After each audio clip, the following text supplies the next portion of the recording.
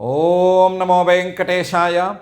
చరుషణీనాం శృంగమార్జనా తర్షదీనార్తిమార్జనా గోవింద గోవింద.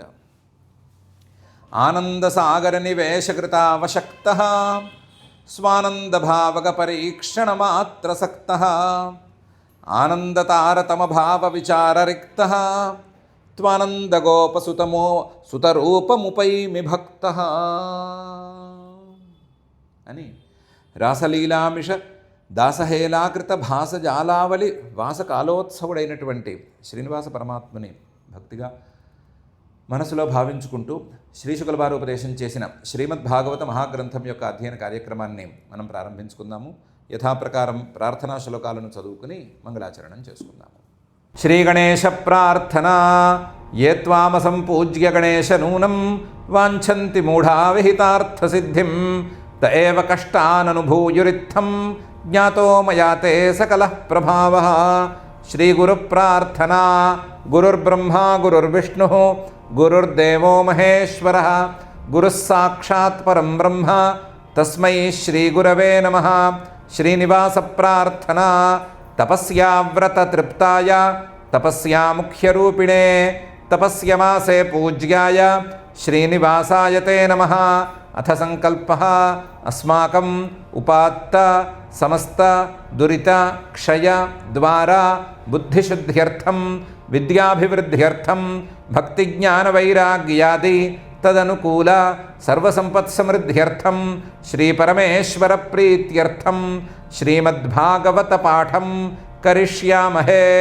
అస్య శ్రీమద్భాగవత స్తోత్ర మహామంత్రస్య నారద ఋషిః బృహతి ఛందః శ్రీకృష్ణః పరమాత్మా దేవత బ్రహ్మబీజం భక్తిశక్తిః జ్ఞానవైరాగ్యే కీలకం అస్మాకం శ్రీమద్భగవత్ప్రసాదసిద్ధ్యర్థే పాఠే వినియోగః ధ్యానం నారాయణాగమవిచారపరా భవంతః వ్యాసప్రసూతశుకభాషితమాచరంతః హాన్యాదివర్జిత నిజాత్మవిభూతిమంతః యాగం సమాచరత భాగవతం పఠంతః. శ్రీ గురుభ్యో నమః. పరమాత్మ తనను తాను ఈ అవతారాన్ని ప్రారంభించిన దగ్గర నుంచి తలుచుకుంటూ వస్తున్న వాళ్ళందరినీ అనుగ్రహించాలి అని నిర్ణయం తీసుకున్నాడు. వాళ్ళందరినీ ఏకకాలంలో పిలవదలుచుకుని వాళ్ళకంటూ కొన్ని రాత్రులు కేటాయిస్తానని కూడా చెప్పాడు. కాబట్టి వాళ్ళకి తన అఖండానందపు తాలూకు రుచి చూపించడానికి ఒక నిర్ణయం తీసుకున్నాడు. ఆ నిర్ణయాన్ని తెలుసుకున్నాడా అన్నట్లుగా, లేదా ఆ నిర్ణయానికి తాను కూడా సహాయం చేస్తున్నాడా అన్నట్లుగా ఆ రోజు చంద్రుడు చాలా చల్లగా ఆకాశంలో ఉదయించాడు. తదోడు రాజః కకుభః కరైర్ముఖం ప్రాచ్యా విలింపన్నరుణేన శంతమైః సచర్షణీనాముదగాచ్ఛుచోమృజన్ ప్రియః ప్రియాయ ఇవ దీర్ఘదర్శనః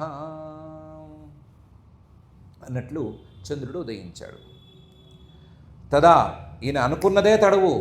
ఉడురాజః నక్షత్రాలకు అధిపతి అయినటువంటి చంద్రుడు కకుభః కరైః ప్రాచ్యాః ముఖం విలింపన్ అరుణేన శంతమైః ఉదగాత్.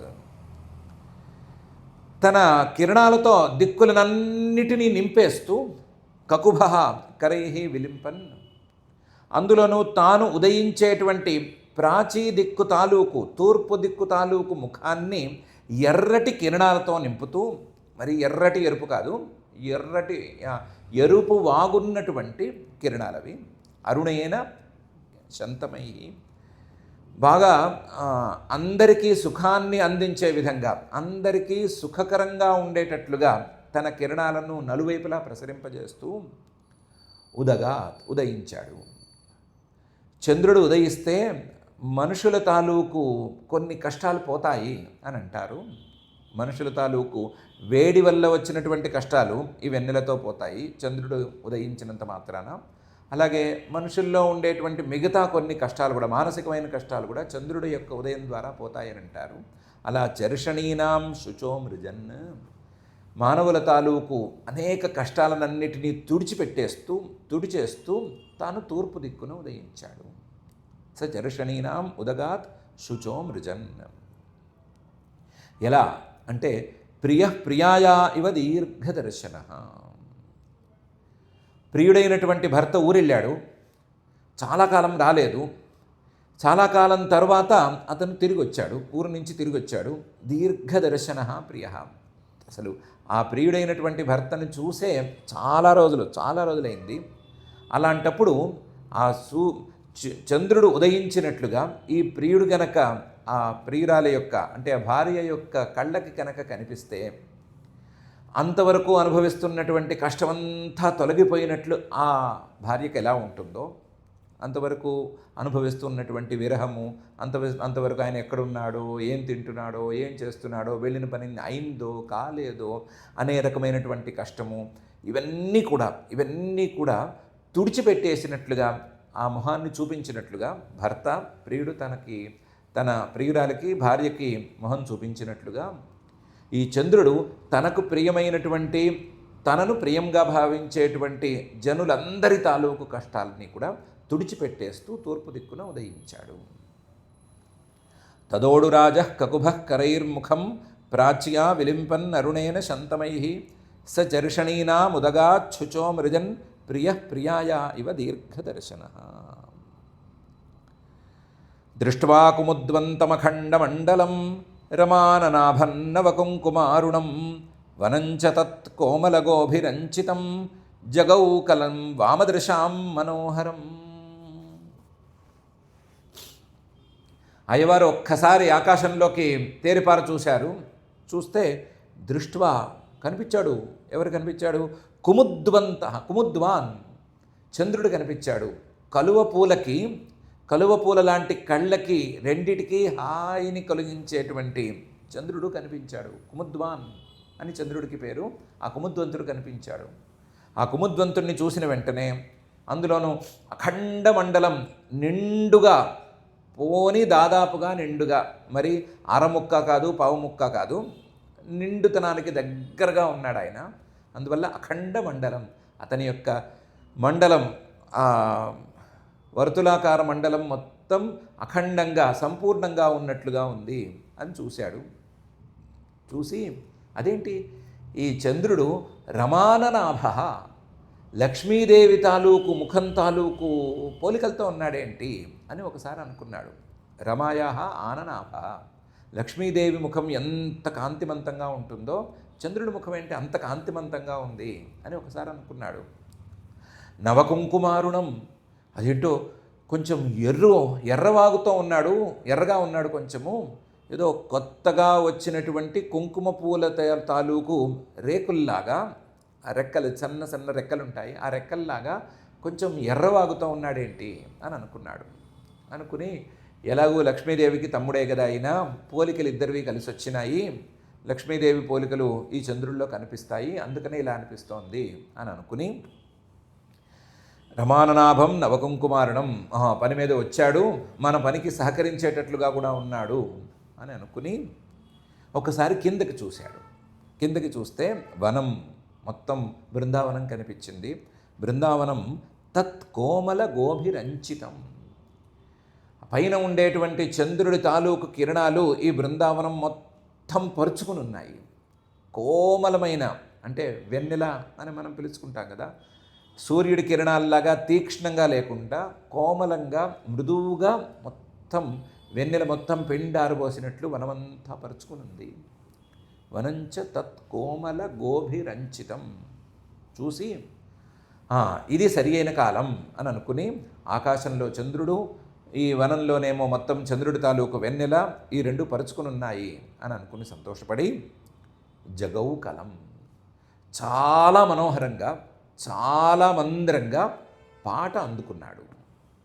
ఏ పాట పాడాడో, ఏ రాగంలో పాడాడో ఎవరికి ఏం తెలియదు కానీ వామదృశాం మనోహరం, అందమైన కనులున్నటువంటి, అందమైన కళ్ళతో పుట్టిన దగ్గర నుంచి ఈయన్నే చూస్తూ వచ్చినటువంటి ఆ గోపికా స్త్రీలకి మనోహరంగా ఉండేటట్లుగా పాడాడు. జగౌకలం, చక్కటి పాట పాడాడు, మందరంగా పాడాడు. ఏదో ఉచ్చస్వరం, తారస్వరం, అతి తారస్వరం వీటితో ఏం పాడలేదు, మందరంగా పాడాడు. దృష్ట్వా కుముద్వంతమఖండమండలం రమాననాభం నవకుంకుమారుణం వనంచ తత్ కోమల గోభిరంజితం జగౌ కలం వామదృశాం మనోహరం. జగౌ అంటే గానం చేశాడు అనే ఉంది, మురళీ గానం చేశాడు అని ప్రత్యేకించి లేదు. మురళీ గానం చేశాడు అని కొంతమంది అంటారు, కానీ ఇక్కడ శ్రీ శుకుల వారు మాత్రం జగౌ గానం చేశాడు అని అంటున్నారు. నిశమ్యగీతం తదనంగవర్ధనం వ్రజస్త్రియ కృష్ణగృహీతమానసా ఆజగ్మురన్యోన్యమలక్షితోద్యమా సయత్ర కాంతో జవలోలకుండలా. ఈయన పాడిన పాట మొత్తం గోకులంలో వినిపించింది. నిశమ్య గీతం ఆ గోకులంలో ప్రత్యేకించి గోపికా స్త్రీలకే వినిపించింది. మిగతా వాళ్ళు విన్నారా వినలేదా, విన్నట్టున్నారా విననట్టున్నారా తెలియదు, కానీ గోపికా స్త్రీలకి, ప్రతి గోపికా స్త్రీకి వినిపించింది.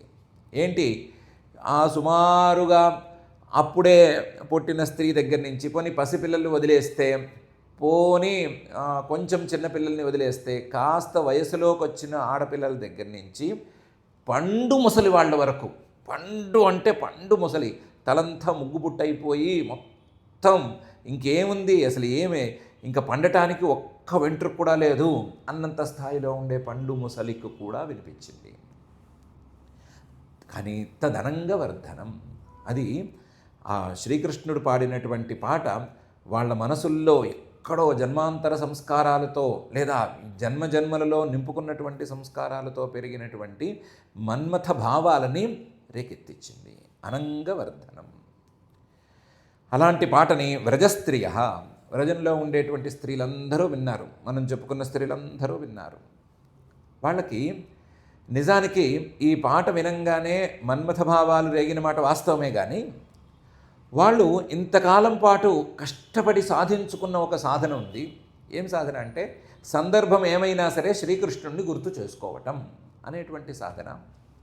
అదేమి చిన్న సాధన కాదు, చాలా కష్టపడి చేసుకున్నటువంటి సాధన వాళ్ళు. ఆ సాధన ప్రకారం ఈ అనంగభావాన్ని రేకెత్తించే పాటను విన్న వెంటనే కూడా వాళ్ళకి శ్రీకృష్ణుడే గుర్తొచ్చారు. గుర్తొచ్చేసరికి కృష్ణ గృహీత మానసాహ, మనసంతా కూడా శ్రీకృష్ణుడే నిండిపోయాడు. వాళ్ళు చిన్నప్పటి నుంచి అలా అలవాటు చేసుకున్నారు కదా. ఈయన చిన్నప్పటి నుంచి, వాళ్ళ చిన్నప్పటి నుంచి అవునో కాదో తెలియదు, కానీ ఈయన చిన్నప్పటి నుంచి ఏ సందర్భమైనా సరే శ్రీకృష్ణుని గురించే తలుచుకోవటం, శ్రీకృష్ణుని గురించే మాట్లాడుకోవటం, ఆయన గురించే పాడుకోవటం ఏమని అలవాటు చేసుకున్నారు కదా. కాబట్టి ఈ పాట విని, ఈ పాట ఏదో చాలా బాగుంది అనంగవర్ధనం అని అనుకునే లోపలే శ్రీకృష్ణుడిని వాళ్ళు తలుచుకున్నారు. తలుచుకోగానే శ్రీకృష్ణుడు వాళ్ళ మనసంతా నిండిపోయాడు. కృష్ణ గృహీత మానసాహ, ఇంకా వాళ్ళకి మనసులో శ్రీకృష్ణుడు తప్ప మరొకడు లేడు అనే పరిస్థితి వచ్చింది. దాంతో ఇది ఎవరు పాడుతున్నారు? శ్రీకృష్ణుడు పాడుతున్నాడు. ఎక్కడి నుంచి పాడుతున్నాడు? వెతుకుదాము అని వెతుకుంటూ బయలుదేరారు. ఆజగ్ముహు, బయలుదేరారు. ఆ బయలుదేరటంలో సామాన్యంగా పిన్ని బయలుదేరు, అక్క బయలుదేరు అనే పరిస్థితి లేదు. ఎవరికి వాళ్ళు పక్క వాళ్ళని పట్టించుకోకుండా, అసలు పక్క వాళ్ళు బయలుదేరారా లేదా, నేను ఒక్కదాన్నే బయలుదేరుతున్నానా, ఇంత రాత్రిపూట బయలుదేరచ్చా బయలుదేరకూడదా, ఇవేమీ పట్టించుకోకుండా అన్యోన్యం అలక్షితోద్యమా, ఎవరి ప్రయత్నం వారిదే అన్నట్లుగా అలాగే బయలుదేరారు. సాధనలో పరమాత్మను చేరుకోవటానికి ఉండేటువంటి సాధనలో మన మేనత్త చేస్తోందా, మేనమామ చేస్తున్నాడా, ఆయన చేయందే మనం ఎందుకు చేయటం, మన ఇంట్లో అవకాశం లేదు, మన ఇంట్లో ఆనవాయితీ లేదు కాబట్టి మనం ఎందుకు చేయటం అని అనుకోరు కదా సాధకులు ఎప్పుడు. నాకు సాధన చేసే అవకాశం దొరికింది, ఎంత మేరకు అవకాశం దొరికితే అంత మేరకు అవకాశం ప్రకారం నేను సాధన చేసుకుంటానని అనుకుంటారు కదా. అలాగే వీళ్ళు కూడా శ్రీకృష్ణుడిని పట్టుకోవటానికి బయలుదేరబోతూ పక్క వాళ్ళు బయలుదేరారా బయలుదేరలేదా ఇవేం పట్టించుకోకుండా ఆజగ్ముర్ అన్యోన్యం అలక్షితోద్యమా, వెళ్ళిపోయారు. ఆ శబ్దాన్ని పట్టుకుని, శబ్దభేది అంటారు కదా, అలాగే శబ్దాన్ని పట్టుకుని ఆయన ఎక్కడున్నాడో అక్కడికి వెళ్ళాలి అని శబ్దం వినవచ్చే వైపుగా బయలుదేరారు. స యత్ర కాంతః, బయలుదేరిందేదో నిదానంగా బయలుదేరారేమో కానీ ఆ శబ్దం క్రమక్రమంగా దగ్గరవుతూ ఉంటే, లేదా శబ్దానికి వీళ్ళు దగ్గర అవుతూ ఉంటే ఇంక వీళ్ళలో హడావిడి పెరిగిపోయి వేగాన్ని పెంచారు. వేగాన్ని పెంచడంలో జవలోల కుండల, వాళ్ళ చెవులకున్నటువంటి దిద్దులే ఇటు అటు కొట్టేసుకుని కొద్దిగా కాకపోతే కొద్దిగానైనా సరే నొప్పి పుట్టిస్తున్నా సరే అలా కుండలాలు ఊగటం అనేది అంత వీలుగా లేకపోయినా సరే, లేదా కుండలాలు కాకుండా మిగతా ఆభరణాలవన్నీ కదిలిపోతున్నా సరే ఏం పట్టించుకోకుండా పరిగెత్తడం కూడా ప్రారంభించారు. నిదానంగా నదిలాగా ప్రారంభమయ్యి ఆ శబ్దం దగ్గరవుతున్న కొద్దీ, శబ్దానికి తాము దగ్గరవుతున్న కొద్దీ ఇంకా వేగం పెంచి హడావిడిగా పరిగెత్తేశారు. ఎలాగైతే సాధకులు సాధనని మొదట్లో సామాన్యంగా మొదలుపెట్టి చేస్తున్నా సరే, సాధన కాస్త అందుకుంటోంది, ఫలితం అందుకుంటోంది అని తెలిసినప్పుడు సర్లే మిగతాన్ని మానేసి మనం దీని మీద కూర్చుందాము అనుకుని పరుగులు పెడతారు, సాధనలో పరుగులు పెట్టాలని అనుకుంటారో, అలాగే వీళ్ళు కూడా పరుగులు పెట్టుకుంటూ ముందుకెళ్ళారు. నిశమ్యగీతం తదనంగవర్ధనం వ్రజస్త్రియ కృష్ణగృహీతమానసా ఆజగ్మురన్యోన్యమలక్షితోద్యమా స యత్ర కాంతో జవలోలకుండలా. మరి వీళ్ళందరూ బయలుదేరారు, అందరూ పరుగులు పెట్టారు, అందరూ నిదానంగా బయలుదేరి పరుగులు తీసి శ్రీకృష్ణుడి దాకా వెళ్ళిపోతున్నారు, లేదా శ్రీకృష్ణుడిని చేజించుకోబోతున్నారు. అంతా బాగానే ఉంది. మరి వీళ్ళకేం పనులు పాట లేవా? వీళ్ళకి ఇళ్ళలో పనులు లేవా? పనులు లేకుండా అలా ఖాళీగా కూర్చున్నారా వీళ్ళు అంటే కాదు, ఎవరికి ఉండాల్సిన పనులు వాళ్ళకున్నాయి, అన్ని పనులు మానేసి వెళ్ళిపోయారు. దుహంత్యోభియయుః కాశ్చిత్ దోహం హిత్వా సముత్సుకా పయోధిశ్రిత్య సంయావం అనుద్వాస్యాపరా యయుః. కొంతమంది ఆ వేళకి పాలు పితుకుతున్నారు. పాలు పితుకుడు ఆ సమయంలో, రాత్రి సమయంలో చేయకపోవచ్చు, కానీ ఏదో ఆ రోజు పాలు పితకడం ఆలస్యమైన కొంతమంది అయినా పాలు పితుక్కుంటున్నారు. లేదా ఆవులకి కొన్ని విశేష లక్షణాలు ఉంటాయంటారు, అలా కూడా వాడుకోవచ్చు అంటారు. పసిపిల్లలకు గనక పాలు కావాలి అంటే ఆవు పాలను గనక ఫ్రెష్గా తెచ్చుకోవాలని అనుకుంటే ఎప్పుడు ఎంత కావాలో అంత చారుడు పితుక్కొచ్చుకోవచ్చు. ఆవులు అలా పాలిస్తాయి, కొద్దిగా పాలిస్తాయి. ఆ కొద్దిగా ఇచ్చిన పాలను జాగ్రత్తగా తీసుకొచ్చి పసిపిల్లలకి, కావాల్సిన పిల్లలకి పోస్తారు. మరి నిల ఉంచి పాలు పిల్లలకి పోయటం ఎందుకు అని. ఆవులు సిద్ధంగా ఉన్నాయి, వాటి స్వభావము తెలుసు, కాబట్టి అలా కూడా చేసేందుకు ఆస్కారం ఉంది. అలాంటి వాళ్ళు ఏదో ఆవు పాలు పితుకుతూ ఉంటే ఆ పితుకుతున్న పాలను పితుకుతున్నట్టుగా అక్కడ పారేసి, ఆ పితకడం అనే దాన్ని ఆపేసి, ఎందుకు పితుకుతున్నామో కూడా లెక్క చేయకుండా పరిగెత్తుకు వెళ్ళిపోయారు. దుహంత్యః అభియయుః కాశ్చిత్. కొంతమంది ఏదో పాలు పితికి దీన్ని ఏదో ఇంత పోయాలి, ఇంత కాయాలి అని అనుకుంటారు కదా. ఆ పితికిన పాలు పితికిన దగ్గర నుంచి ఎక్కువసేపు అలాగే ఉంచారు కదా, కాచుకోవటమో ఇంకొకరికి పోసేయటమో ఏదో ఒకటి చేసుకోవాలి కదా. అలాంటి పరిస్థితుల్లో పితికిన పాలంతా చేతిలో పట్టుకుని ఏదో చేయాలి అని ఆలోచిస్తూ ఉండగా ఈ శబ్దం విని ఆ గిన్నెను అక్కడ పారేసి, అది నిజంగా పెట్టామా, కింద పడిందా, ఒలికిందా, ఏమైంది ఏం పట్టించుకోకుండా అక్కడి నుంచి పరిగెత్తిపోయారు. దోహం హిత్వా సముత్సుకా. వాళ్ళ మనసంతా ఆ శ్రీకృష్ణుడే నిండిపోయాడు కదా. నిండిపోయేసరికి ఈ చేతిలో పాలు ఇవేమవుతాయి, పాడైపోతాయి, ఇవేం మిగల్లేదు. దోహం హిత్వా సముత్సుకా. శ్రీకృష్ణుడి మీద ఉత్సుకత కొద్దీ పరిగెత్తుకు వెళ్ళిపోయారు. ఇంకొంతమంది ఈ పాలు పితకడం పూర్తి చేసి దాన్ని కాచే పనిలో ఉన్నారు. అప్పటికి పయః అధిశ్రిత్య, పాలు కాచే పనిలో ఉన్నారు. పాలు కాచడం చాలా జాగ్రత్తగా చేస్తారు. ఏంటంటే మరి పొంగి పడిపోకూడదు, పొంగి పడిపోతే పాలు వేస్ట్ అయిపోతాయి. కాబట్టి పాలని జాగ్రత్తగా చూస్తూ పొంగుతున్నాయా లేదా అని చూసుకుంటూ కాపాడుకుంటారు కదా. ప్రతిరోజు గృహప్రవేశంలో అయినట్టు పాలు పొంగించుకోవడం కుదరదు కదా.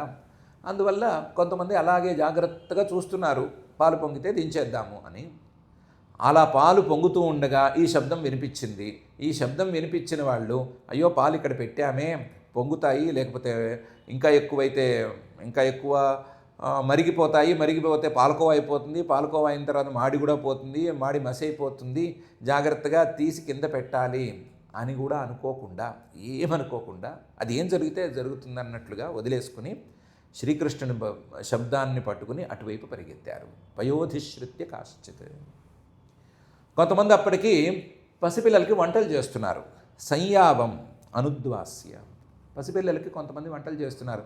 గోధుమ రవ్వ లాంటిది ఉడకపెట్టి కొంచెం మెత్తగా అన్నం వండి పిల్లలకి పెట్టుకుందామని అనుకుంటున్నారు. అలాంటి వాళ్ళు కూడా ఆ సంయావం, ఆ గోధుమ రవ్వ అన్నమో లేదా రవ్వ లాంటి ఏవో పదార్థాలు ఉడకబెడుతున్న వాటిని అక్కడికక్కడ వదిలేస్తే మాడిపోతుందా, మసైపోతుందా, గిన్నె పాడైపోతుందా, ఇవేం పట్టించుకోకుండా అక్కడి నుంచి పరుగులు పెట్టేశారు. సంయావం అనుద్వాస్య అపరాహ యయుః. ఎవరికి వారికి పనులలో ఉన్నారు. ఆ పనిని మధ్యలో వదిలిపెట్టేసి పారిపోయారు. దుహంత్యోభియయుః కాశ్చిత్ దోహం హిత్వా సముత్సుకాః పయోధిశ్రిత్య సంయావం అనుద్వాస్యాపరా యయుః. వీళ్ళు పర్వాలా, వీళ్ళతో కొంచెం నయమే. కానీ కొంతమంది పరివేషయంత్యస్తద్ధిత్వా పాయయంత్యః శిశూన్పయః శుశ్రూషంత్యః పతీన్ కాశ్చిత్ అశ్నంత్యోపాస్య భోజనం యయుః అని శ్రీశుకుల వారు చెప్తున్నారు. కొంతమంది అప్పటికే వంటలు పూర్తయిపోయి ఇంట్లో వాళ్ళకి వడ్డనలు చేస్తున్నారు. పరివేషయంత్యః, ఇంట్లో అందరినీ కూర్చోబెట్టి కింద కూర్చోబెట్టి విస్తళ్ళేసి ఏవో అన్నాలు పెడుతున్నారు. రాత్రిపూట అన్నాలు పెడుతున్నారు. ఆ పెడుతున్నప్పుడు ఆ వడ్డించే సామానంతా అక్కడ పారేసి పరుగులు పెట్టారు. ఎందుకంటే ఈ పాట వినిపించింది. పాట వినిపించిన మరుక్షణం ఏదో మనసులో భావం రేగింది. ఆ భావం రేగిన వెంటనే శ్రీకృష్ణుడు గుర్తొచ్చాడు. శ్రీకృష్ణుడు గుర్తు రాగానే మనసంతా కృష్ణుడు నిండిపోయాడు. ఇంకా చేతిలో గరిటె నిలవలేదు, గిన్నె నిలవలేదు, అక్కడ పారేశారు. పారేసిన వాళ్ళు వదిలేశారు. పారేశారు కూడా కాదు, వదిలేసుకుని పరిగెత్తి వెళ్ళిపోయారు. పరివేషయంత్యః తద్ధిత్వా. మరి ఇంట్లో కూర్చున్న మిగతా వాళ్ళ పరిస్థితి ఏంటి? వాళ్ళు వడ్డన చేస్తే కదా తినాలి. వాళ్ళకి వడ్డన తినమన్నట్ట తినొద్దన్నట్ట ఏం చేయాలి వాళ్ళు? ఇవేం లేదు, పరిగెత్తుకు వెళ్ళిపోయారు. వీళ్ళైనా పర్వాలేదు, కొంతమంది పసిపిల్లలకి పాలిస్తున్నారు. ఆ పసిపిల్లలకి పాలిస్తూ ఇంకో పని ఏ పని చేయరు కదా, ఎవరు పిలిచినా వెళ్ళరు కదా. చివరికి వాళ్ళకి చాలా భయంగా ఉండేటువంటి అత్తగారు పిలిచినా సరే పసిపిల్లాడికి పాలిస్తే బయలుదేరరు కదా. అలాంటి తల్లులు కూడా, పసిపిల్లలకి పాలిస్తున్న తల్లులు కూడా ఆ పసిపిల్లల్ని కింద జాగ్రత్తగా పెట్టేసి, మరి పారేసి కాకుండా జాగ్రత్తగా పెట్టేసి ఆ పని అక్కడ మధ్యలో మానేసి వీడు ఏడిస్తే ఏడిచాడు, ఏడకపోతే ఏడకపోయాడు అన్నట్లుగా వదిలేసుకుని పరుగులు పెట్టారు. పాయయంత్య శిశూన్ పయ. వీళ్ళది ఒక రకమైతే ఇంకొంతమంది పొద్దునల్లా పాపం భర్తలు ఆవులను తోలుకుని ఎక్కడెక్కడో తిరిగి వస్తూ ఉంటారు కదా. గోవర్ధనగిరి కొండ ఎక్కుతారు, ఆడు తిరుగుతారు, పాపం చాలా కష్టపడి వచ్చారు అని ప్రేమగా వాళ్ళకి కాళ్ళు అవి పిసుకుతున్నారు. శుశ్రూషంత్యః పతీన్ కాశ్చిత్. కాళ్ళు పిసుకుతున్నారు, లేదా కాపడాలు పెడుతున్నారు, ఒళ్ళు నొప్పులు అంటే వేడి నీళ్ళు పోసుకోమంటున్నారు. ఇలాంటి పనులు ఏవో చేస్తున్నారు. పతి శుశ్రూష కొంతమంది చేస్తున్నారు. ఆ పతి శుశ్రూష చేస్తున్న వాళ్ళకు కూడా ఈ శబ్దం వినిపించిందో లేదో వాళ్ళు కూడా ఆ పని అక్కడ మానేసి బయలుదేరి వెళ్ళిపోయారు. పసిపిల్లవాడికి పాలిస్తూ మధ్యలో వెళ్ళటం ఒక రకమైన ఇబ్బంది, పాపం పిల్లవాడు ఏడుస్తాడనే భయము. పతికి శుశ్రూష చేస్తూ ఎక్కడికి వెళుతున్నానో చెప్పకుండా వెళ్ళిపోవటం అంటే అది మరొక రకమైన భయంకరమైన వ్యవహారం కదా. అయినా సరే వెళ్ళి పట్టించుకోలేదు. శుశ్రూషంత్యః పతీన్ కాశ్చిత్. ఇంకొంతమంది ఇంట్లో మగవాళ్ళు అన్నాలు తినటం అయిపోయింది, పిల్లలకి అన్నాలు పెట్టేసుకున్నారు, లేదా పాలు ఇవ్వడాలు ఇవన్నీ అయిపోయినాయి. వాళ్ళు కూర్చుని అన్నం తింటున్నారు. అన్నం తింటూ లేచే మొహాలు కావివి. అన్నం తింటూ అన్ని పనులు చుట్టబెడుతూ ఉండటం, ఓ చేత్తో తింటూ మరో చేత్తో అన్ని పనులు చేసుకుంటూ ఉండటం లాంటి మొహాలు కావివి. కానీ అశ్నంత్యః, భోజనం చేస్తూ కూడా ఈ పాట వినంగానే అలా వదిలేసి ఆ ముద్ద కింద పారేసి నోట్లో పెట్టుకోవాలని కూడా అనుకోకుండా, చేయి కడుక్కోవాలని కూడా అనుకోకుండా పరిగెత్తుకు వెళ్ళిపోయారు. అపాస్య భోజనం, ఆ మిగతా తిండి వదిలేస్తే మహాపాపం కదా అనే దృష్టి కూడా లేకుండా, చేతిలో ముద్ద నోట్లోకి వెళ్ళాలి కదా, లేకపోతే మహా అపరాధం అని కూడా అనుకోకుండా అది ఉన్నదాన్ని ఉన్నట్టుగా వదిలేసి పరిగెత్తుకు వెళ్ళిపోయారు. పరివేషయంత్యస్తద్ధిత్వా పాయయంత్యః శిశూన్ పయః శుశ్రూషంత్యః పతీన్ కాశ్చిత్ అశ్నంత్యోపాస్య భోజనం. ఇది కాక కొంతమంది లింపంత్యః ప్రమృజంత్యోన్యాః అంజంత్యః కాశ్చలోచనే వ్యత్యస్త వస్త్రాభరణాః కాశ్చిత్ కృష్ణాంతికం యయుః. వేర్వేరు పనులలో ఉన్నారు, ఆ పనులను కూడా మానేసి పరిగెత్తుకెళ్ళారు. లింపంత్యః, కొంతమంది అన్నాలు తినడాలు ఇవన్నీ అయిపోయి రాత్రిపూట అవి ఇవి పూసుకుంటున్నారు. రాత్రిపూట పడుకునే ముందు ఆ లోషన్స్ ఈ లోషన్స్ పూసుకుని పడుకోవాలంటారు కదా, చర్మం నిగారింపు బాగుండాలి అని అంటే చేయాలంటారు కదా. ఆ పనులలో కొంతమంది ఉన్నారు. లింపంత్యః, ఆ లింపనం ఆ లేపనం అవన్నీ పక్కన పారేసి ఎక్కడున్నాము, ఎంతవరకు వచ్చాము, మొహం చూస్తే బయట వాళ్ళు ఏం తెరుచుకుంటారు ఇవేం పట్టించుకోకుండా వాళ్ళు బయలుదేరి వెళ్ళిపోయారు. కొంతమంది ప్రమృజంత్యః, మర్దం చేసుకుంటున్నారు ఒళ్ళంతాను, లేదా ఒంటిని బాగు చేసుకుంటున్నారు, లేదా ఇంటిని బాగు చేసుకుంటున్నారు, ఆ పనులన్నీ పారేసి బయలుదేరారు. ప్రమృజంత్య అన్యా.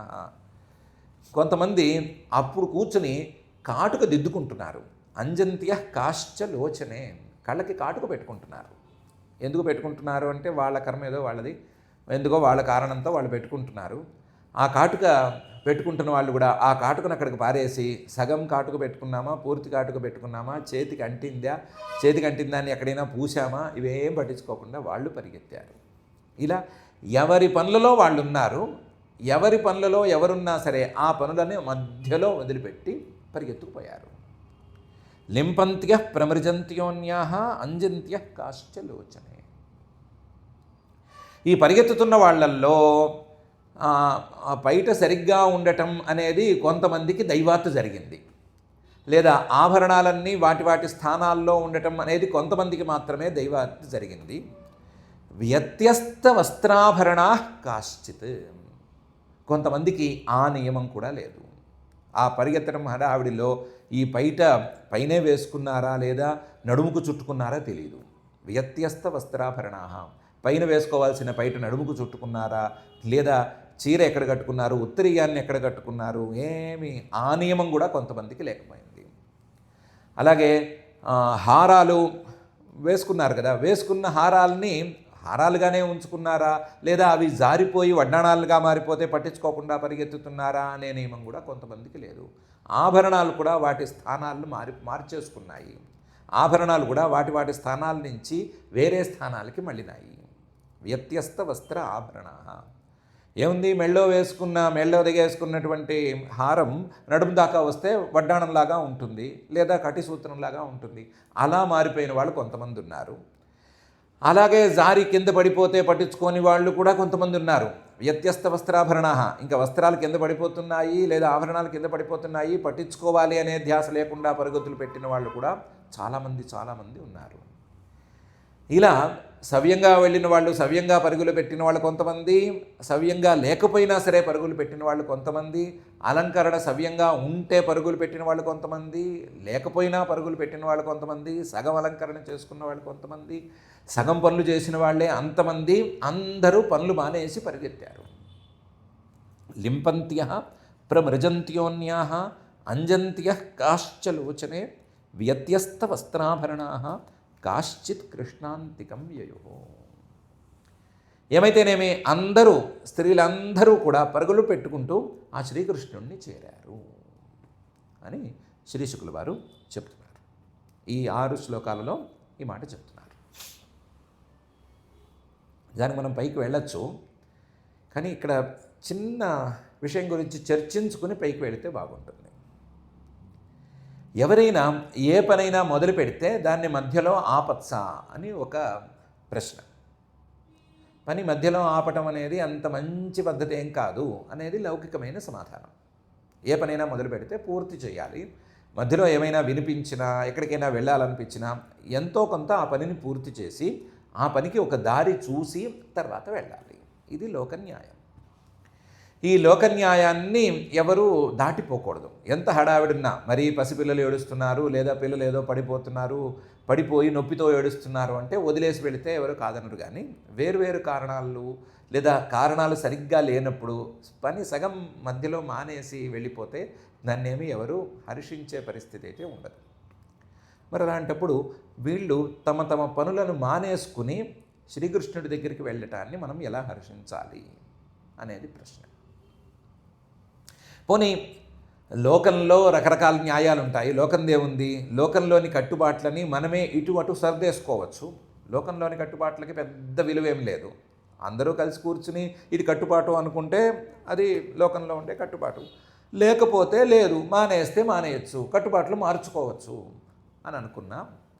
లౌకిక కర్మణాం సమాప్త్యనియమః అనేటువంటి పూర్వమీమాంసా సిద్ధాంతాన్ని తీసుకున్నా ప్రస్తుతం మాత్రం కుదరదు.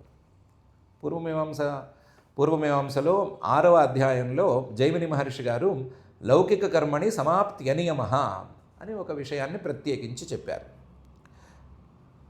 అపరాధేపి చ తైశాస్త్రం లోకే కర్మణి వేదవత్ తతోధి పురుష జ్ఞానం అని ఆయన మొదలుపెట్టాడు. అసలు ఆయన తీరులో ఆయన ఏం మొదలుపెట్టాడంటే, లోకంలో కూడా ఏ పనైనా మొదలు పెడితే సగం చేసి ఆపేయకూడదు. ఏ పని మొదలుపెట్టినా సరే దాన్ని పూర్తి చేయాలి. ఎందుకంటే లోకంలో మనకు తెలియదు కానీ మనం పెద్దగా పట్టించుకోం కానీ ప్రతి పని ఏదో ఒక శాస్త్రీయంగానే ఉంటుంది, ఏదో రకంగా శాస్త్రీయంగానే ఉంటుంది. ఇప్పుడు ఇల్లు కడతాము, ఇల్లు కడితే అది వాస్తుశాస్త్రం ప్రకారం నడుస్తూ ఉంటుంది. ఏదో గోసేవ చేస్తూ ఉంటాము, అది ఏదో నీతి శాస్త్రం ప్రకారం అర్థశాస్త్రం ప్రకారం నడుస్తుంది. కృషి అదొక శాస్త్రం ప్రకారం నడుస్తుంది. అలా ప్రతి అంశంలోనూ శాస్త్రం తాలూకు స్పర్శ ఖచ్చితంగా ఉంటుంది. అంటే మనం నిత్యం చేసేటువంటి ప్రతి క్రియ కూడా ఏదో ఒక శాస్త్రంతో సంబంధించే ఉంటుంది. కాబట్టి శాస్త్రీయమైన కర్మ కాబట్టి శాస్త్రీయమైన కర్మల్ని మధ్యలో మానటానికి శాస్త్రం ఒప్పుకోదు కాబట్టి ఆపడానికి వీల్లేదు అని ఒక పూర్వపక్షం చేసి, అలా కాదులే అపరాధేపిచ తైశాస్త్రం అశాస్త్రాత్ ఉపసంపత్తి శాస్త్రం స్యాత్ న ప్రకల్పకం తస్మాదర్థేన గమ్యేత అప్రాప్తే శాస్త్రమర్థవత్ అని దానికి సిద్ధాంతం చేశాడు ఆయన. నిజమే, శాస్త్రంతో సంబంధం ఉంది ప్రతి క్రియకి, కానీ పని చేసి తీరవలసిందే అని శాస్త్రం చెప్పదు. ఇల్లు కట్టుకోవలసిందే అని శాస్త్రం చెప్పదు. ఇల్లు కట్టడం మొదలు పెడితే ఎలా కట్టాలి అనే విషయాన్ని శాస్త్రం చెప్తుంది. ఆ శాస్త్ర నియమాల ప్రకారం ఇల్లు కట్టుకోమని చెప్తుంది. అలా ప్రతి క్రియని చేయమని ఆయా శాస్త్రం చెప్పదు, చేస్తే ఎలా చేయాలి అనే చెప్తుంది. అలాగే మనం ఏ క్రియను తీసుకున్నా, లౌకికంగా ఉండేటువంటి ఏ క్రియను తీసుకున్నా దానికి శాస్త్రస్పర్శ ఉన్నప్పటికీ క్రియ చేయమని శాస్త్రం చెప్పదు. కాబట్టి ఆ క్రియ అనేది శాస్త్రీయం అని పూర్తిగా చెప్పలేము, పూర్తిగా ఇది శాస్త్రీయమే అని నిర్ధారించి చెప్పలేము. ఎప్పుడైనా సరే శాస్త్రం ఫలానా క్రియలు చేయాలి అని ఎప్పుడు చెప్తుంది అంటే ఆ క్రియలు చేయాలి అనే సంగతి మనకు తెలియకపోతే చెబుతుంది. అప్రాప్తే శాస్త్రమర్థవత్. మనకు తెలియకపోతే యాగం చేయాలి తెలియదు, మనకి దానం చేయాలి ఈ విషయం తెలియదు, ఇలాంటి విషయాల్ని శాస్త్రం బోధిస్తుంది. క్రియ చేయమని కూడా ఆ విషయంలో చెప్తుంది, క్రియ ఎలా చేయాలి అని కూడా ఆ విషయంలో చెప్తుంది. మనకు తెలిసిన క్రియల్లో శాస్త్రం తలదూర్చదు. శాస్త్రం ఏం చేస్తుందంటే ఆ క్రియల్లో జరిగేటువంటి తప్పులు చేయకుండా ఇలా ఇలా చేస్తే బాగుంటుంది అని మాత్రం చెప్పి ఊరుకుంటుంది. కాబట్టి లౌకిక క్రియలకి వైదిక క్రియలకి చిన్నపాటి తేడా ఉంది. లౌకిక క్రియల్లో శాస్త్రం ప్రవేశం అప్పుడు లేదు కదా, కాబట్టి సమాప్తి అనియమ, సమాప్తి చేయాలి అనేటువంటి నియమం ప్రతి చోట లేదు, కొన్ని చోట్ల ఉంది అంటారు. ఉదాహరణకి ఇల్లు మొదలు పెడితే కట్టడం పూర్తి చేయాలి అని అంటారు, చేయలేకపోవటం అనేది వేరే గతి, కట్టడం పూర్తి చేయాలి అని అంటారు. ఎందుకంటే ఇల్లు అంటేనే వాస్తు పురుషుడు, ఆయన తలకాయ ఇది, ఆయన పాదాలు ఇవి అని వాస్తుశాస్త్రం ప్రకారం కొంత ఉంది. అది దేవతాయతనం కింద మారిపోతుంది. దాన్ని గనక సంపూర్ణంగా కట్టకపోతే ఆ వాస్తు పురుషుడు యొక్క శరీరం పూర్తిగా కట్టనట్టు అయిపోతుంది. కాబట్టి ఇల్లు మొదలు పెడితే పూర్తి చేయటం మంచిది అని చెప్తారు. పూర్తి చేయలేకపోతే మహాపాపం వస్తుందా అనే సంగతి వేరు, అది లేదు అనే చెప్పుకోవాలి. కానీ పూర్తి చేయడం మంచిది అని చెప్తారు.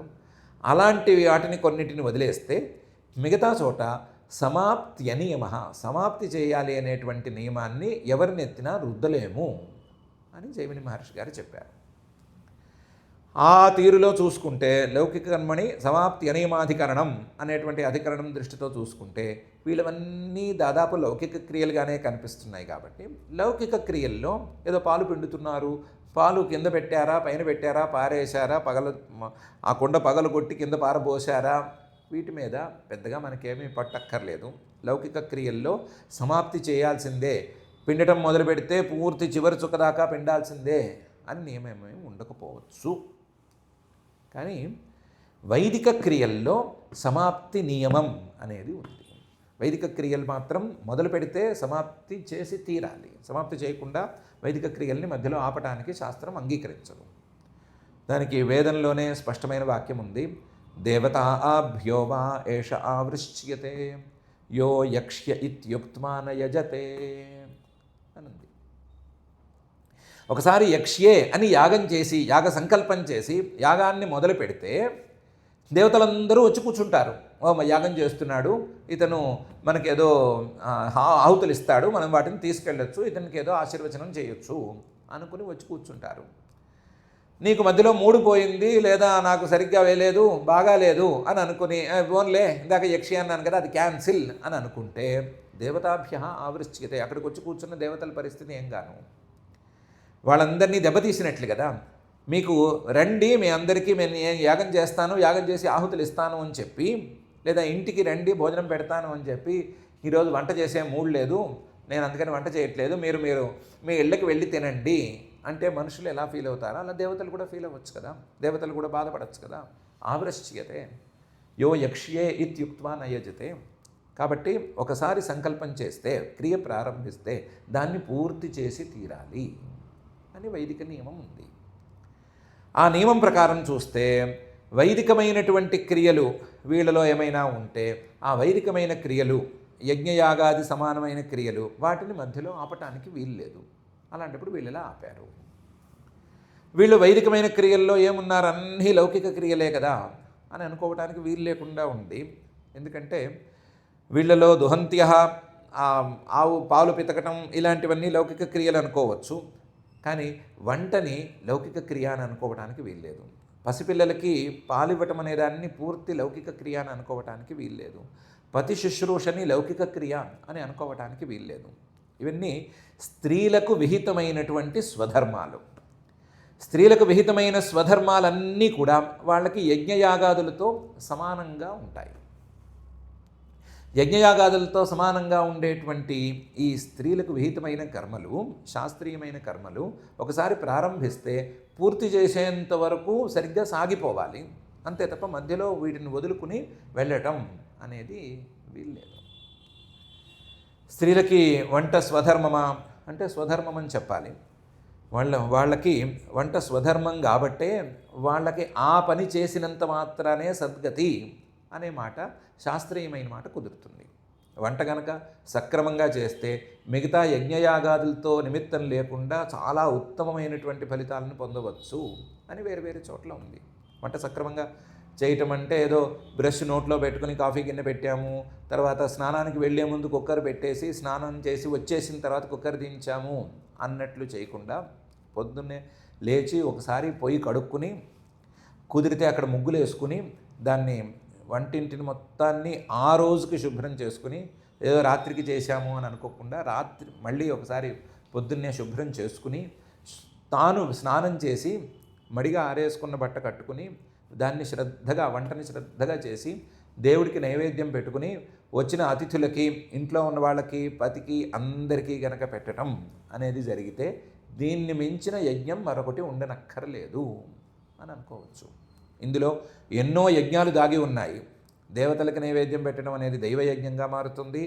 మనుషులకి, వచ్చిన అతిథులకి అన్నం పెట్టడం అనేది ఏమో మానుష యజ్ఞంగా మారుతుంది. మిగతా తన పిల్లలకి వాళ్ళకి పెట్టుకోవటం అనేది ఏదో సామెత చెప్పినట్లు పెద్దగా యజ్ఞంగా మారకపోయినా సరే వాళ్ళకు ఉపకారకంగానైతే ఉంటుంది. కాబట్టి సరి అయిన తీరులో గనక వంట చేసి దేవుడికి నైవేద్యం పెట్టి వచ్చిన అతిథులకు పెట్టడం అనేది సక్రమంగా చేసుకోగలిగితే దీన్ని మించిన యజ్ఞం అనేది ఉండనే ఉండదు. అలాగే పిల్లలకి పాలు ఇవ్వటం కూడా యజ్ఞం లాంటిదే. అలాగే పతి శుశ్రూష అనేది కొంతమంది ఒప్పుకోలేకపోయినా, కొంతమంది ఒప్పుకోకపోయినా, కొంతమంది కోప్పడినా అది శాస్త్రీయం కాబట్టి అది కూడా యజ్ఞం లాంటిదే. ఇలాంటి విహితమైన కర్మలు, యజ్ఞయాగాదులు లాంటి కర్మలు, వీటిని వాళ్ళు సగంలో వదిలేస్తే తప్పైపోతుంది కదా. అలా వీళ్ళు సగంలో వదిలేసేటట్లుగా పరమాత్మ ఎలా పాట పాడాడు. వీళ్ళు సగంలో వదిలేసి వస్తే ఈ ధర్మలోపం చేస్తే ఆ ధర్మలోపానికి మూల కారణం ఆయన అవ్వాలి కదా. ధర్మానికి మూలంగా ఉండేటువంటి పరమాత్మే ఈ ధర్మలోపానికి కూడా కారణమయ్యాడు అని చెప్పుకోవాల్సి వస్తుంది కదా. అది ఎలా కుదురుతుంది అనేది ప్రశ్న. నిజానికి ఇది మనం సమాధానం చెప్పుకోవలసిన ప్రశ్నే. సమాధానం చాలా సులభంగా కూడా చెప్పుకోవచ్చు. ముందు ప్రథమ స్థాయిలో చూసుకుంటే, మామూలు స్థాయిలో చూసుకుంటే, ఏ వైదికమైన కర్మ చేస్తున్నా సరే ఆ కర్మ తాలూకు మధ్యలో గనక ఫలసిద్ధి అనేది గనక కలిగితే ఇంకా ఆ కర్మ పూర్తి చేయాల్సిన అవసరం లేదు అని ఒక పాక్షికంగానైనా ఒక సిద్ధాంతం ఉంది. పూర్తి సిద్ధాంతం చెప్పలేం కానీ పాక్షికంగా ఒక సిద్ధాంతం ఉంది. దానికి కొన్ని గమకాలు కూడా ఉన్నాయి. ఎవరికైనా సరే ఇంకా మనకి జీవితం చాలు అని అనిపిస్తే ఏం చేయొచ్చు అంటే ఒక యాగం మొదలుపెట్టడం. సరస్వతీ నదీ తీరంలో ఒక యాగం మొదలుపెట్టడం. సరస్వతీ నది పారుతున్న రోజుల్లో అనుకోవచ్చు. ఒక యాగం మొదలుపెట్టి ఆ యాగాన్ని ఋత్విక్కుల్ని వాళ్ళని అడ్డం పెట్టుకుని యాగాన్ని పూర్తి చేసి అక్కడి నుంచి శృవం అని ఒక యజ్ఞాయుధం ఉంటుంది. ఆ శృవాన్ని విసిరేసి ఒక దిక్కు వైపుకు విసిరేసి అది ఎంత దూరాన పడితే అంత దూరాన మళ్ళీ యాగశాల నిర్మాణం చేసుకుని అక్కడి నుంచి యాగం ప్రారంభించేటప్పుడు ఋత్విక్కులకి చెప్పి, స్వామి ఇది నేను స్వర్గానికి చేరటానికి పెట్టుకున్న యాగం, ఒకవేళ కనుక నేను మధ్యలో స్వర్గస్థుడినైతే మీరు యాగాన్ని పూర్తి చేయగలిగితే చేయండి, లేకపోతే సరే ఆ యాగాన్ని మధ్యలో ఆపేయటానికి కొన్ని శాస్త్రీయమైన పద్ధతులు ఉంటాయి, దాన్నైనా చూసుకోండి, నేను మాత్రం ఇందుకోసం చేస్తున్నాను అని రెండో యాగం మొదలుపెట్టి చేయటం. అది కూడా పూర్తయితే మూడో యాగం మొదలుపెట్టడం ఇదే నియమంతో. మూడో యాగం పూర్తయితే నాలుగో యాగం, ఇలా మొత్తం స్వర్గస్థుడయ్యేంత వరకు చేసుకోవటం అనేటువంటి తీరు ఒకటి ఉంది. ప్రస్తుతం అమల్లో లేదు, ఎవరూ చేయకూడదు, ఎవరికి జీవితం చాలు అని అనిపించేందుకు అర్హత లేదు, ఇవన్నీ వేరే విషయాలు. మనకు కావాల్సిన పాయింట్ ఇంతవరకే. ఫలితం గనక మధ్యలో అందితే ఆ తర్వాత పూర్తి చేయవలసినటువంటి బాధ్యత ఆ కర్మను ప్రారంభించిన వాడికి లేదు. అంతవరకే మనకు కావాల్సింది. దీని ప్రకారం చూసుకుంటే నిష్కామ కర్మకి పరమ ప్రయోజనం ఏమిటి? నిష్కామ కర్మ చేస్తాం కదా, ఏ కోరిక లేకుండా, స్వర్గం వద్దు, మరొకటి వద్దు, ఏమొద్దు, ఏ పాడు వద్దు, కేవలం నిష్కామంగా భగవద్గీతలో పరమాత్మ చెప్పినట్లుగా కర్మ చేస్తాం కదా, ఆ నిష్కామ కర్మకు ప్రయోజనం ఏమవుతుంది అంటే భగవంతుణ్ణి చేరుకోవటం, పరమాత్మను చేరటం అనే కదా ప్రయోజనం అవుతుంది. అది కూడా చాలా దూరంగా ఉండేటువంటి ప్రయోజనం. ఆ ప్రయోజనమే గనక సిద్ధించే మాట అయితే, ఆ ప్రయోజనాన్ని గనక మనం అందేసుకుంటున్నాము అని అనిపిస్తే ఈ కర్మని మధ్యలో వదులుకోవటం అనేది తప్పెందుకు అవుతుంది? స్వర్గాన్ని అందుకుంటున్నవాడు యాగాన్ని మధ్యలో ఆపేస్తే తప్పు కాకపోతే, భగవంతుణ్ణి అందుకుంటున్నవాడు తనకు విహితమైనటువంటి కర్మల్ని మధ్యలో ఆపేస్తే తప్పెందుకు అవుతుంది? తప్ప ఎందుకు అవకాశం లేదు. అక్కడ ఇక్కడ సమాన న్యాయం. కాబట్టి వీళ్ళు తమకు విహితమైనటువంటి కర్మల్ని కానీ లౌకికమైనటువంటి కర్మల్ని కానీ మధ్యలో వదిలిపెట్టినా, వీళ్ళందరూ అలా వదిలి వచ్చేటట్లుగా ఆయన పాట పాడుతున్నా సరే వీళ్ళకి కానీ ఆయనకి కానీ ఏ దోషము అంటదు. ఆయన్ని అందుకోవటమే వాళ్ళకే కాదు మనందరికీ కూడా అసలు అంతిమ ఫలితం. మనం కూడా దానికోసమే ప్రయత్నం చేయాలి. అలా అందుకుంటున్నాము అనేటువంటి నమ్మకం కలిగినప్పుడు, ఆయన్ని అందుకోవటానికి పరుగులు పెట్టవలసి వచ్చినప్పుడు, ఆయన మిగతావన్నీ వదిలిపెట్టేసుకుని ఆయన్ని మాత్రమే దృష్టిలో పెట్టుకుని పరుగులు పెట్టడం అనేది తప్పు కానే కాదు. ఇంట్లో ఏదో పూజలో ఉన్నాము, పూజ కాకపోతే ఇంకో పనిలో ఉన్నాము, ఏదో వ్రతంలో ఉన్నాము, ఇంటి ముందు నుంచి దేవుడి ఊరేగింపు వెళుతోంది, నేను నా పూజలో ఉన్నాను, ఆ దేవుడి ఊరేగింపు పట్టించుకోము అని అనుకోగలమా? అదేమన్నా న్యాయంగా ఉంటుందా? కనీసం ఇంటి వాకిటి వరకైనా వచ్చి దూరంగానైనా సరే దేవుణ్ణి చూసుకుని ఆ ఊరేగింపునైనా సుమారుగా చూసి దండం పెట్టుకుని కదా లోపలికి రావాలి. అదే కదా న్యాయం. లేకపోతే ఆ ఊరేగింపు అనేటువంటి వ్యవహారానికి అర్థమేముంటుంది? అలాగే ఇక్కడ కూడా భగవంతుణ్ణి అందుకోవలసినటువంటి ఈ పరిస్థితుల్లో వీళ్ళు మధ్యలో విడిచిపెట్టి వెళ్ళటం అనేది తప్పు కాదు. భగవంతుణ్ణి అందుకోవటానికి నిజాయితీగా గనక పరుగులు పెట్టేట్లయితే మధ్యలో వదిలిపెట్టడం, మధ్యలో ఆగిపోవటం అనేది నేరం కాదు, తప్పు కానే కాదు. కాబట్టి వీళ్ళు నేరం చేసినట్లు, తప్పు చేసినట్లు కాదు గోపికా స్త్రీలు, వీళ్ళతో తప్పు శ్రీకృష్ణుడు అనే ఆయన చేయించినట్లు కూడా కాదు అని తేలుతోంది. కాబట్టి భగవంతుణ్ణి అందుకోవటానికి వీళ్ళు నిజాయితీగా కృష్ణ గృహీత మానసాహ, శ్రీకృష్ణుడిని మనసు నిండా నింపేసుకుని ఆయన వైపు అలాగే ఆకర్షితులవుతూ తమకు కూడా తెలియకుండా తమ యొక్క ఇదే స్వాతంత్ర్యం అనేదే లేకుండా పరుగులు పెట్టారు. కాబట్టి వీళ్ళు నిష్కామ కర్మ చేసిన ఉత్తమ కర్మఠులు మాత్రమే కాదు, నిష్కామ కర్మను కూడా మధ్యలో వదిలేసుకుని భగవంతుడి వైపు ప్రయాణం చేయగలిగినటువంటి అత్యుత్తమ స్థాయికి చెందిన సిద్ధికి దగ్గరలో, అతి దగ్గరలో ఉండేటువంటి మహాసాధకులు.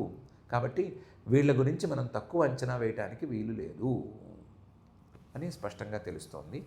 ఈ అంశాలని ప్రత్యేకించి చెప్పటానికే మన మనసులో ఇలాంటి ప్రశ్నలు రావాలి, సమాధానాలు రావాలి అనేటువంటి ఉద్దేశంతోనే శ్రీశుకుల వారు వివరంగా వీళ్ళు ఈ పని చేస్తూ మధ్యలో వెళ్ళిపోయారు, వాళ్ళు ఆ పని చేస్తూ మధ్యలో వెళ్ళిపోయారు, కొంతమంది పతి శుశ్రూషణ మధ్యలో మానేసి పారిపోయారు, అందరూ పరిగెత్తుకెళ్ళారు.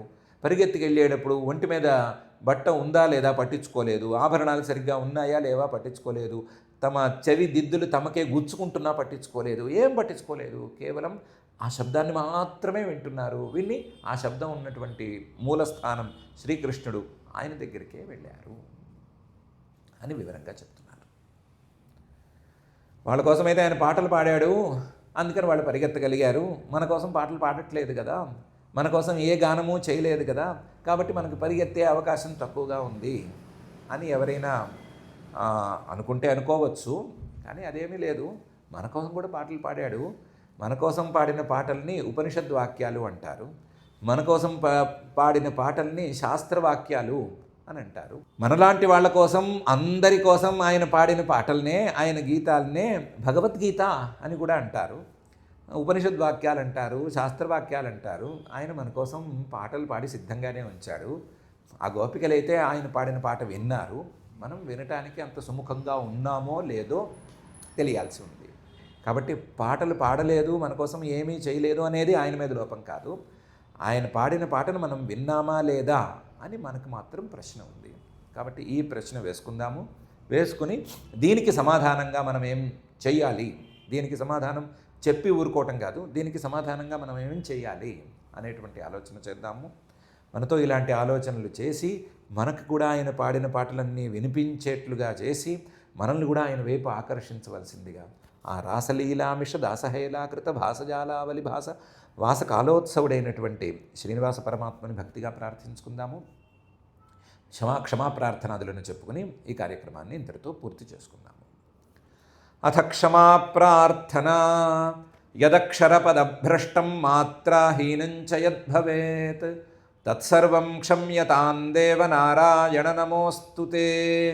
అథ భగవత్సమర్పణం కాయేన వాచా మనసేంద్రియైర్వా బుద్ధ్యాత్మనా వా ప్రకృతే స్వభావాత్ కరోమి యద్యత్ సకలం పరస్మై నారాయణాయేతి సమర్పయామి. అథ లోకక్షేమ ప్రార్థనా. సర్వే భవంతు సుఖినః, సర్వే సంతు నిరామయాః, సర్వే భద్రాణి పశ్యంతు, మా కశ్చిద్ దుఃఖభాగ్ భవేత్. అథ మంగళం శ్రియః కాంతాయ కళ్యాణ నిధయే నిధయేర్థినాం. శ్రీవేంకటనివాసాయ శ్రీనివాసాయ మంగళం.